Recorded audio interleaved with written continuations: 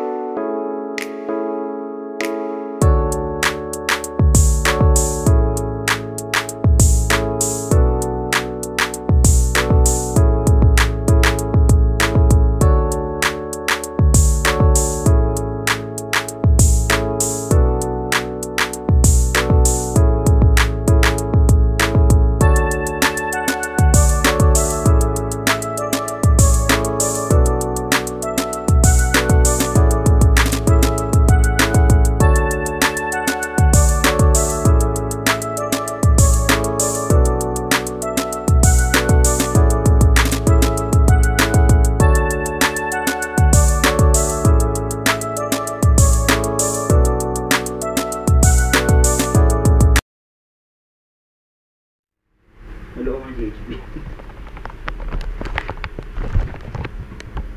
Putulin natin. Putulin mo na lang dyan. Kasi mas maigi Sukatan mo. Skulahin mo. Putol dyan. Nakakita na hollow blocks? Mali, Nilalagari. Hindi ka pa nakakita, no? Sakto lang din.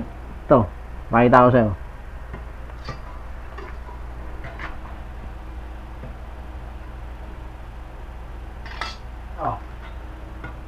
Paba dapat.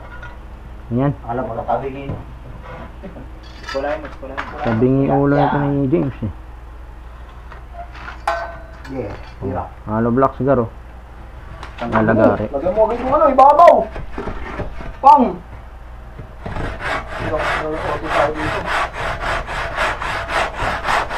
Hollow blocks siguro nilalagari oh. Ulit tayo.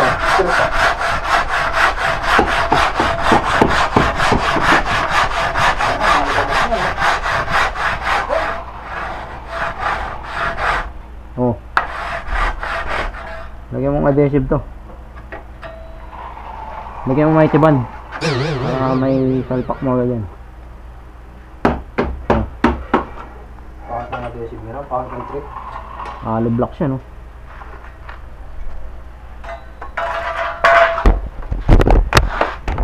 Ito yung maganda no? Ito na nahigyan ako. Ito.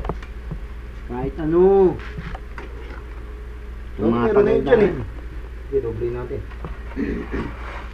Doble mo para maganda yung kapit.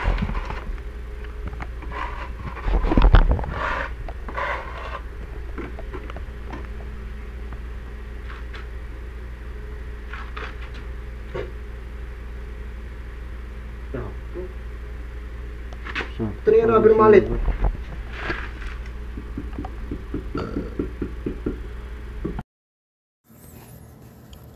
Kita mo, napakadaling i-install nito, no? Ilang minuto lang, nakapagpatong na kami ng ilang piraso. Hindi mo na kailangan ng halo. Hindi mo na kailangan magpalitada. Pag na-finish, diretso scheme coat na. Itong AAC blocks na to ay gawa lang din sa buhangin, semento, lime, tsaka aluminum powder. Tsaka kahit kasing laki na ito yung mga hollow blocks na standard size, mas maganto ng dihamak. Tsaka water resistance na rin to. Resistant pala. Kaya din to tumagal ng ilang oras sa apoy nang hindi nasisira. That's it for today's video. Ingat ang lahat. May bagyo ngayon. Aris sa lahat ng mga tropa na bumabiyahe dyan. Shoutout sa mga Mubit vloggers. Shoutout sa bago kong family, BTM Elite. Salamat sa pagtanggap sa akin. Especially kay Boss Paul ng Fake Photography. Siya yung nag-invite sa akin para makilala ko tong BTM Elite. That's all. Peace out.